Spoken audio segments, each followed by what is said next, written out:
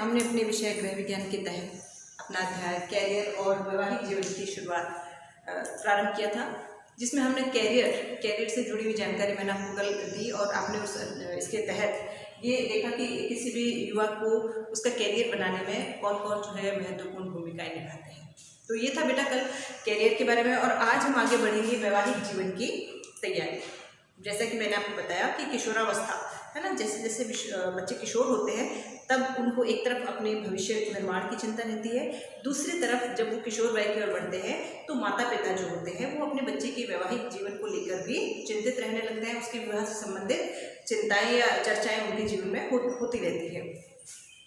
तो वैवाहिक जीवन की तैयारी, अब बच्चों देखो जैसे जैसे एक बच्चा जब तरुण से वो किशोर होता है तब वो क्या होता है, किशोरावस्था जो होती है वो अवस्था कहलाती है जब एक तरुण किशोर या किशोरी जो है वो स्वयं को भावी यानी भविष्य के लिए युवा बनाने की तैयारी में लग जाता है।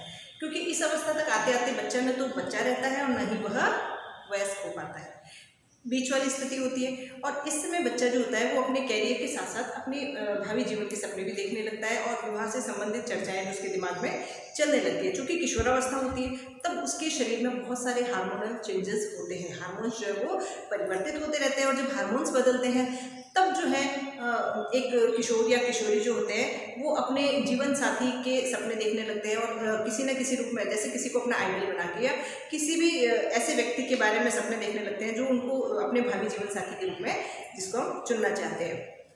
इस अवस्था में जैसे लड़के होते हैं वो भी अपने जीवन साथी के रूप में लड़कियों के बारे में कल्पनाएं करना, उनके बारे में सोचना, और जो लड़कियां होती हैं वो भी। और इस मामले में लड़कियां जो होती हैं वो थोड़ी सी संजीदा होती है और वो अपने जीवन साथी के रूप में बेहद ही सरल, सहज और सीधे साधे और आत्मनिर्भर लड़कों को अपना जीवन साथी बनाने के लिए सोचती है। और कहीं ना कहीं उनके दिमाग में चलता है कि जो भी हमारा लाइफ पार्टनर हो वो सेल्फ डिपेंड हो, है ना। क्योंकि हर लड़की चाहती है कि हम अगर कहीं जाए अपना पूरा जीवन बिताने के लिए तो एक ऐसे व्यक्ति का चयन करें जो जीवन भर हमारी जिम्मेदारी उठाने के लिए तैयार है। उसके बाद में विपरीत लिंग में आकर्षण बढ़ना, जैसे जैसे किशोर होंगे, है ना, मैंने जैसे अभी आपको बताया हार्मोन परिवर्तित होते हैं तो एक दूसरे का अट्रैक्शन, जैसे पहले लड़कियां दोस्त हुआ करती है, फिर लड़के हुआ करते हैं, लेकिन जैसे जैसे वो किशोरावस्था की ओर बढ़ते हैं उनके जो है वो रुझान भी अलग हो जाता है। लड़के जो वो लड़कियों में इंटरेस्ट लेते हैं और लड़कियां जो है वो लड़कों के सपने देखने लगती है। तो ये स्वाभाविक प्रक्रियाएं हैं और इस समय जो होती है स्थिति बहुत नाजुक होती है। तो घर परिवार, माता पिता और विद्यालय में उनके शिक्षकों का ये दायित्व होता है कि बच्चों की इस बढ़ती हुई अवस्था को ध्यान में रखते हुए, क्योंकि जब माता पिता भी इस दौर से गुजर चुके हैं, शिक्षक है वो भी इस दौर से गुजर चुके हैं और उन्हें इन सब चीज़ों का एहसास हो चुका है, तो बड़ी ही संजीदा तरीके से हमें इन परिस्थितियों को संभालते हुए अपने बच्चों को जो है ऐसी राह पे चलाना चाहिए या ऐसी शिक्षा देनी चाहिए जिससे वो पथभ्रष्ट न हो या यूँ कहें कि वो मिसगाइड ना हो, है ना। क्योंकि ये अवस्था ही ऐसी होती है जब बैलेंस बिगड़ जाता है, सही और गलत में एक हल्की सी दीवार होती है और अगर सही समय पे सही दिशा में उसको मोड़ दिया जाए तो बच्चा सही डायरेक्शन में जा सकता है। तो उसके साथ मित्रवत व्यवहार करके उसके साथ एक दोस्त की तरफ खुल के अगर हम परिवार, माता पिता और विद्यालय बात करें तो बच्चा कहीं पे भी नहीं भटक सकता है। उसको सही गाइडेंस दे तो बच्चा जो है वो कहीं भी नहीं जाएगा। इस प्रकार से ये जो विपरीत लिंग में आकर्षण होता है इस चीज़ को गंभीरता से लेते हुए बच्चे से खुल के बात करें, उनकी सोच को अपनाएं और इस प्रकार से आगे भविष्य में उनको किस प्रकार के जीवन साथी की कल्पना है इसके बारे में जानने की कोशिश करें। और बच्चे भी, है ना, जाहिर सी बात है कि जब आप में परिवर्तन होगा, शारीरिक परिवर्तन होते हैं, मानसिक परिवर्तन होते हैं, तो ये सब चीज़ें स्वाभाविक होती है और इनका हमको बड़ा ही आराम से इनको फेस करना चाहिए, न कि घबरा के कोई गलत कदम उठाना चाहिए।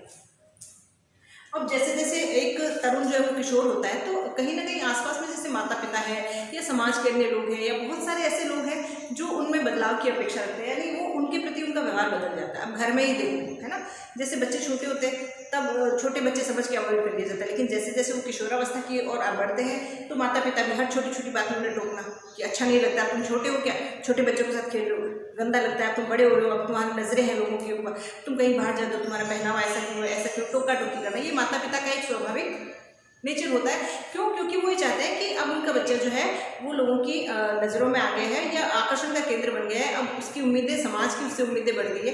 कई बार बेटा आपने नोटिस किया होगा जब आप कहीं जाते हो, है ना, तो आप किसी ऐसे इंसान से 10 बार मिल चुके हो, लेकिन जैसे ही आप थोड़े बड़े हो गए हो, आप किशोरावस्था की ओर आ गए हो, तो आपको लोग बुला के पूछते हैं कि आप किसकी बेटे हो या आप किसकी बेटी हो, कौन सी क्लास में पढ़ते हो, क्या करते हो।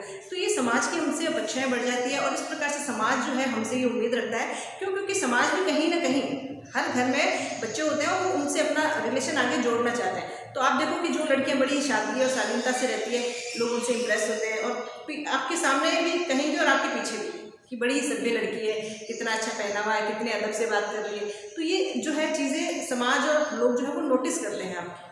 तो हमें अपना आगे जो भविष्य बनाना है, उस भविष्य के लिए हमें पहले से प्रिपेयर रहना पड़ता है।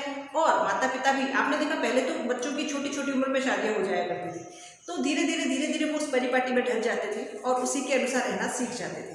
और घर में भी आपने देखा होगा, अगर दादी है, नानी है, मम्मी आपको टोकती रहती है, लड़कियां हो तो धीरे बात करो, ज़्यादा जोर से बात नहीं करते, अच्छा थोड़ी लगता है, लेकिन खिलखिलाहट जो करती रहती हो, अब तुम छोटी नहीं हो।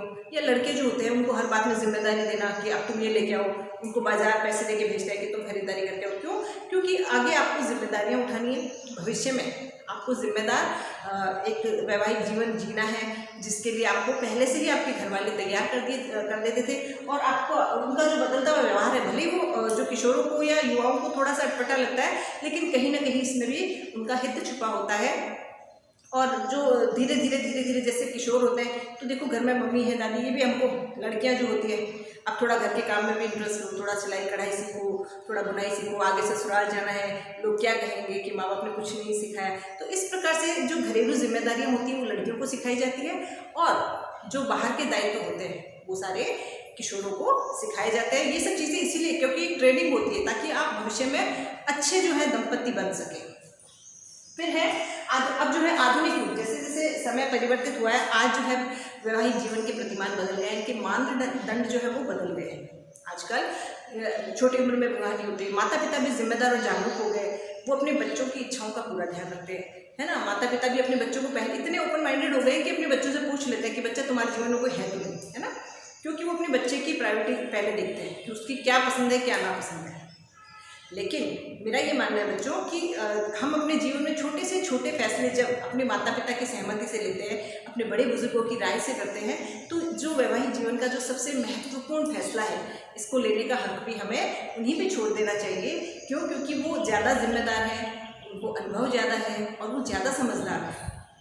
जो हमारी छोटी से छोटी चीज़ में हमारा बेहतर सोचते हैं, तो वो जीवन का इतना बड़ा फैसला हमारे हित में ही करेंगे।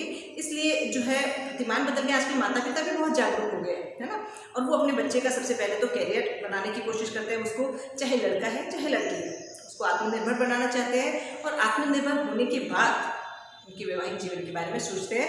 ये नहीं देखते कि अब चलो 18-19 साल के हो गए तो इनकी शादी कर लो। अगर बच्चे में कोई योग्यता है, कोई क्वालिटी है, तो वो सबसे पहले अपने बच्चे की उस क्वालिटी की तरफ ध्यान देते हैं, उसको आत्मनिर्भर बनाने के लिए ध्यान देते हैं। तो बच्चों, माता पिता का भी ये फर्ज है कि वो अपने बच्चे की पसंद नापसंद का ध्यान रखें, क्योंकि हो सकता है कई बार बच्चे भी सही सलाह दे दें या बच्चों की पसंद भी सही हो। तो इस प्रकार से माता पिता को बच्चों के भविष्य निर्माण में सहयोग करना चाहिए, और बच्चों को भी अपने माता पिता की भावनाओं को आहत न करते हुए जीवन में कोई ऐसा फैसला नहीं लेना चाहिए जिसको लेकर भविष्य में उन्हें पछताना पड़े। तो बच्चों, ये था हमारा कैरियर और वैवाहिक जीवन की तैयारी। उम्मीद करती हूँ आपको समझ में आया होगा। नहीं आया है तो आप मेरे से संपर्क करें। धन्यवाद।